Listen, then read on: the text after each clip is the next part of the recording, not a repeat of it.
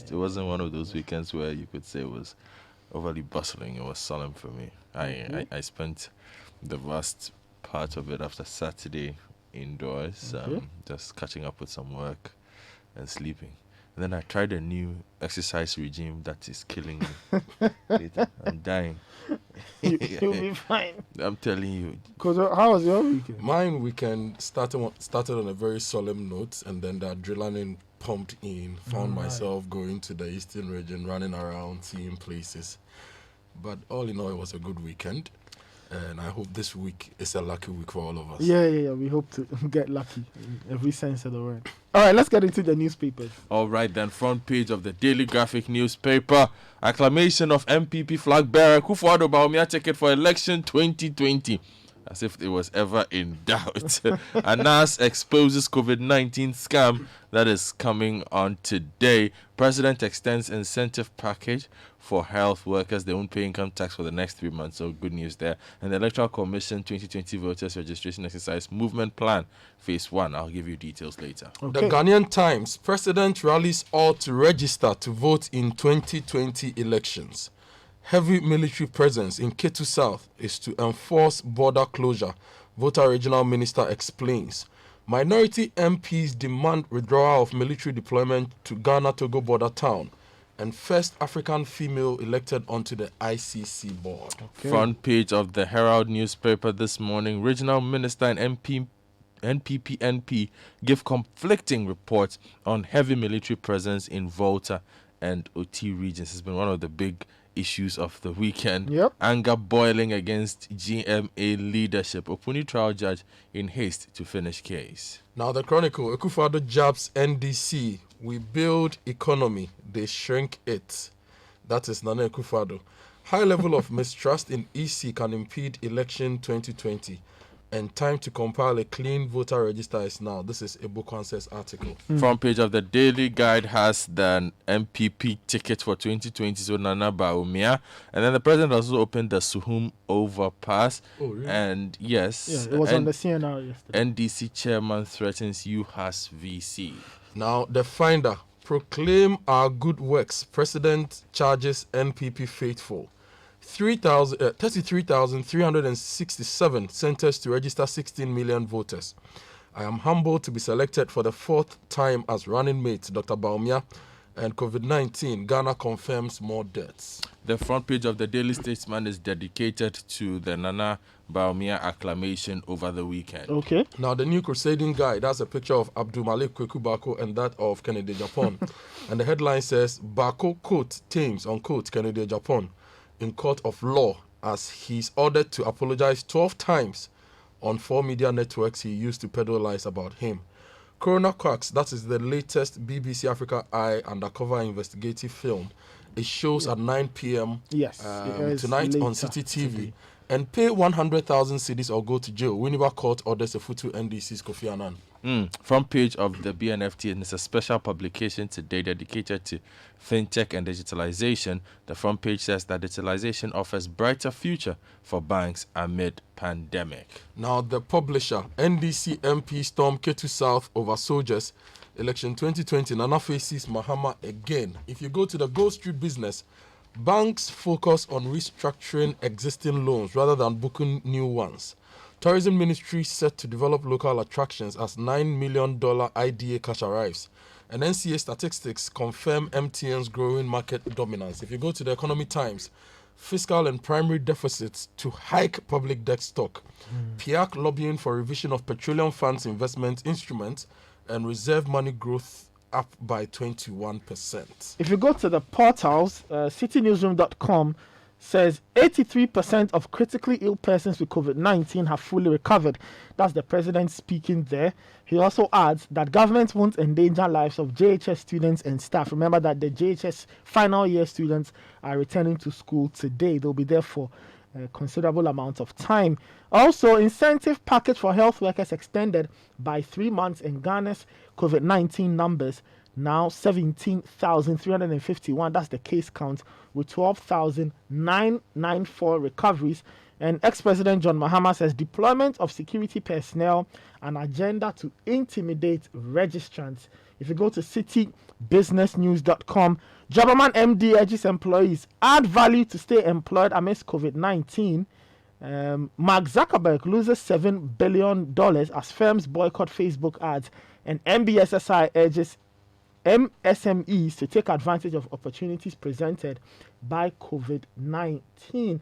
If you go to myjoyonline.com, Mahama questions timing of military deployment to 4 border regions, and it says Akufo-Addo extends incentive package for health workers to September, and Volta Region MP storm Ketu South over military intimidation. I'm sure we'll get into that later. If you go to the BBC's homepage, Texas virus cases take swift and dangerous turn. So they are saying that 5,000 people are being hospitalized daily as Texans are urged to wear masks as they fight COVID-19. And there was also a preview of ANAS's latest work together with the BBC.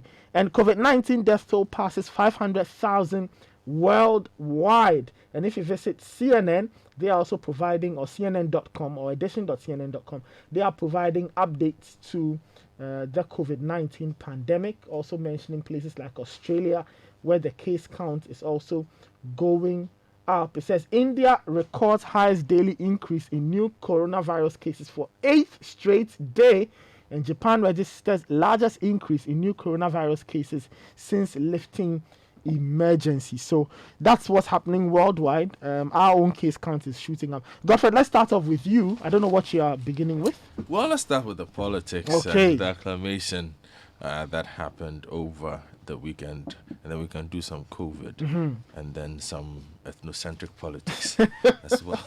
Acclamation of MPP flag bearer Akufo-Addo Bawumia tickets for election 2020.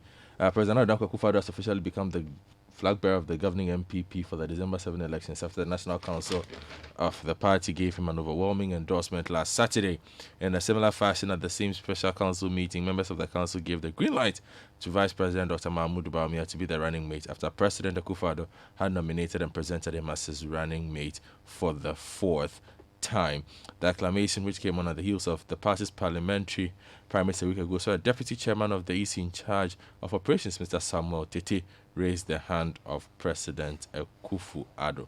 Before he could lower them, there were shouts of any challenger, to which members of the council responded, no challenger. So it looks like that is on for 2020 now. Okay. And from that event, the president says they build the economy and the NDC shrinks it.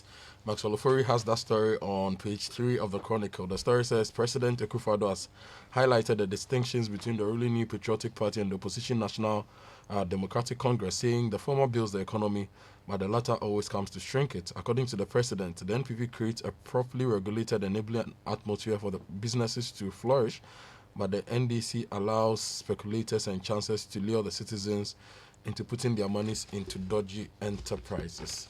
Now, at the same event, Kufuor also spoke, former President Kufuor, and he says NPP respects capitalism with conscience. And the story says former President John Ajikun Kufuor said that NPP is not leftist or socialist, but respects capitalism with conscience. Well, he was with Samens on Footprints on Saturday. Yeah. There's a repeat that will air during the week, so be on the lookout for that. Yeah, exciting. That's a really, really exciting. Yes, it was absolutely revealing.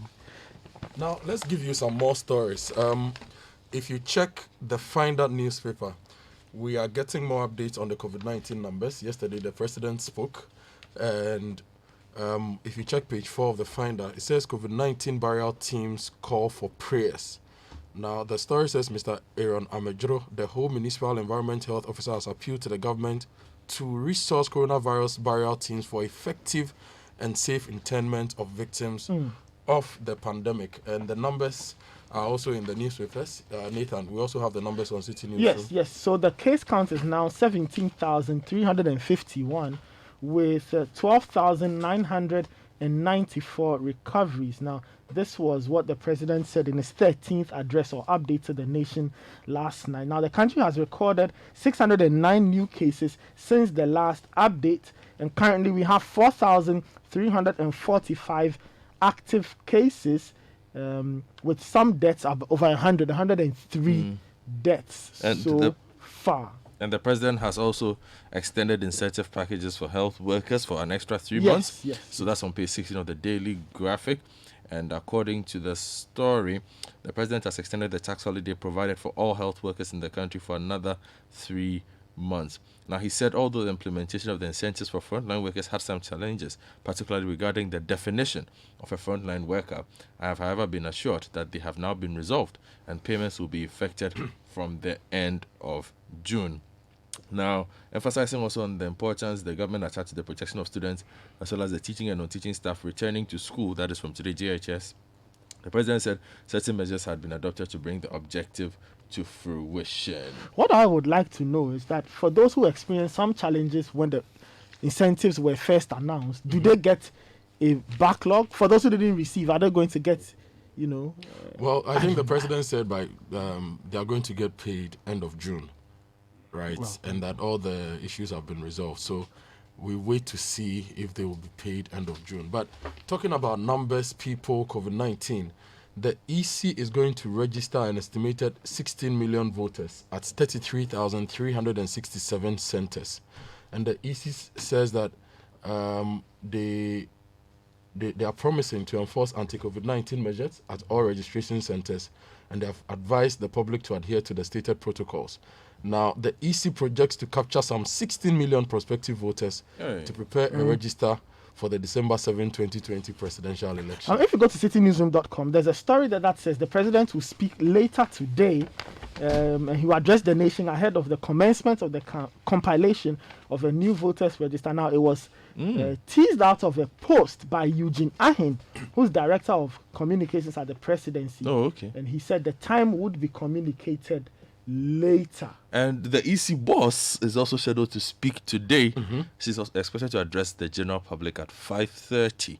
So it looks like everybody has something to say on an exercise that has generated significant controversy. And on that controversy, Godfred, if you allow me, page 11 of the Ghanaian Times, there's a story about, let me take you to the back page rather, of those speaking and those who have spoken. The Roads and Highways Minister has spoken. Terminator what? The Roads and Highways Minister has spoken. Ensure speedy delivery of projects. Roads and Highways Minister. Now, the story says the Minister of Roads and Highways, Mr. Kwesi Amoakwata, the last Saturday inspected some roads in the eastern region with a call on contractors to ensure speedy delivery of projects. The tour was to afford the minister first-hand information on ongoing major projects under the Ghana Highways Authority. Now, our correspondent reported that he had terminated a contract. Well, it also caught you a surprise, but the president has inaugurated the Suhum overpass. That's also on the back page of the Daily Graphic. The story says that the Suhum overpass on the Accra-Kumasi Highway in the eastern region has finally been completed and open to traffic 12 years after work on the project was begun. The dual carriage overpass is part of the 31 kilometer Kwafu Krum Apedra Junction Road, which is one of the many projects along the Central Corridor designated as National Route 6 under the Ghana Highway Authority's functional classification of roads, and was funded from the Consolidated Fund. Did he mention when the dualization of the roads in the area will be completed? No. Because that overpass was constructed as part of the dualization project. Okay. So do we know when that dualization is going to be completed? Okay, so let's go to some other stories then. Now, Nathan, now if you go to the Go Street Business front page, banks focus on restructuring existing loans rather than booking new ones. Okay. Now, the story says, despite concerted policy initiatives by both the Bank of Ghana and the government itself to keep up lending by banks and other commercial lenders in the country, the investor banks are focusing on restructuring loans already on their respective loan books rather than booking new ones using the additional space given them by the central bank.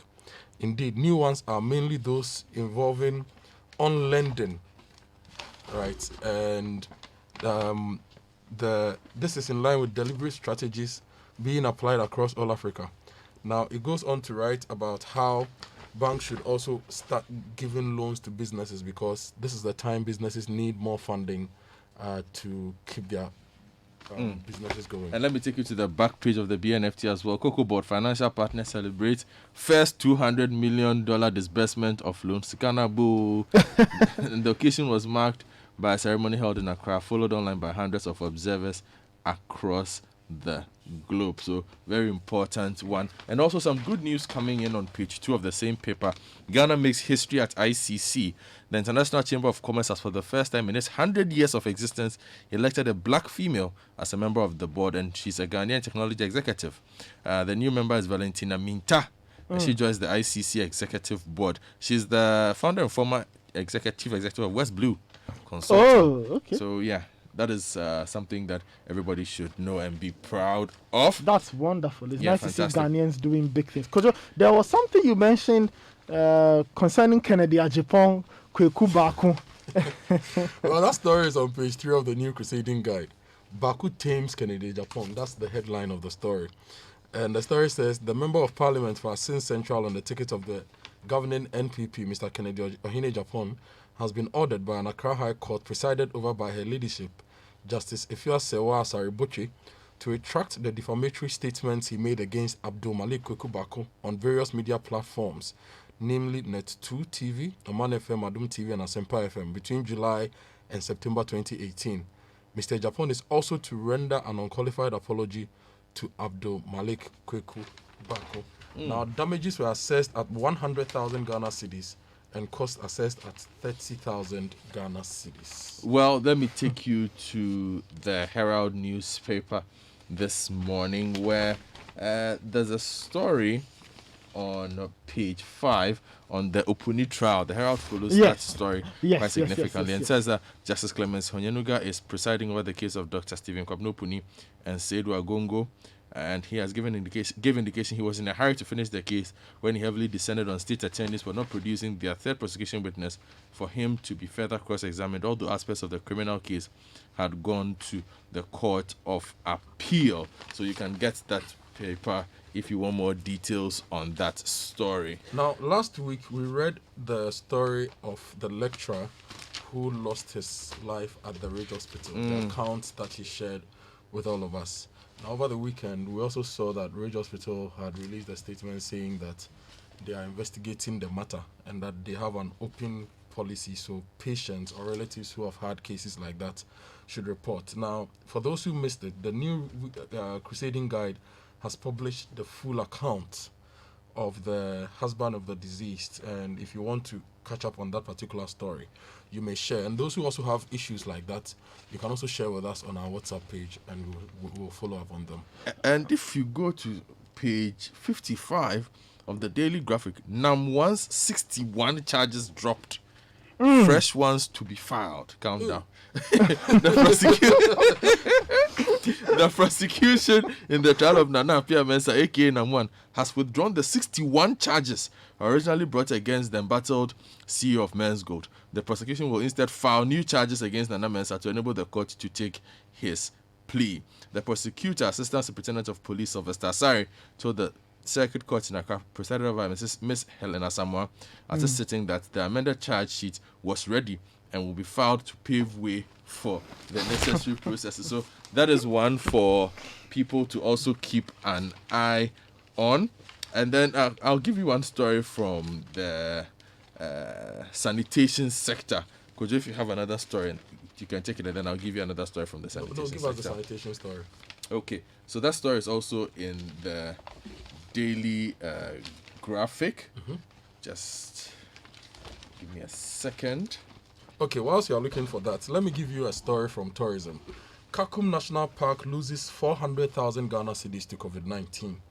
The story is in the Finder. The story says the Kakum National Park has lost in excess of 400,000 cedis in revenue due to the coronavirus outbreak, which culminated in its closure. The Heritage Conservation Trust, managers of the facility, has disclosed.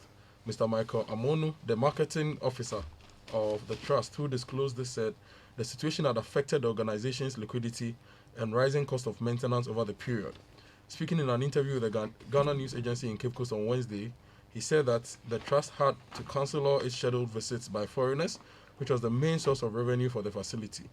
And he said the trust was set to promote the preservation and conservation of Ghana's historic monuments, sites, and biodiversity. Yeah, so now the sanitation story is on page 61 of the Daily Graphic. Okay. Government must be intentional with recycling, according to IRECOP. General Manager of Integrated Recycling and Composting Plant, Ms. Betty Branyadu, has implored the government to advance policies that will ensure deliberate support to recycling companies to guarantee their sustainability in the recycling sector of the country. She has also appealed to the government to expedite action on the management contract, detailing the support needed that has been submitted to it. Okay, just to wrap it up in terms of the COVID numbers, the US is leading the World League table, 125,803 deaths. Brazil are second, they have 57,000 deaths on their hands. And you have the UK, Italy, and Spain.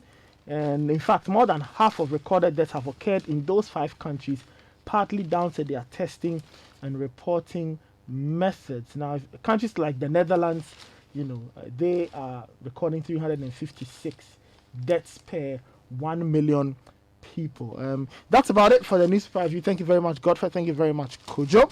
At 7, we'll bring in the City Business News. But the newspaper review was brought to you by Fidelity Bank, Airtel Tigo, and Total Quads. This is the City Breakfast Show.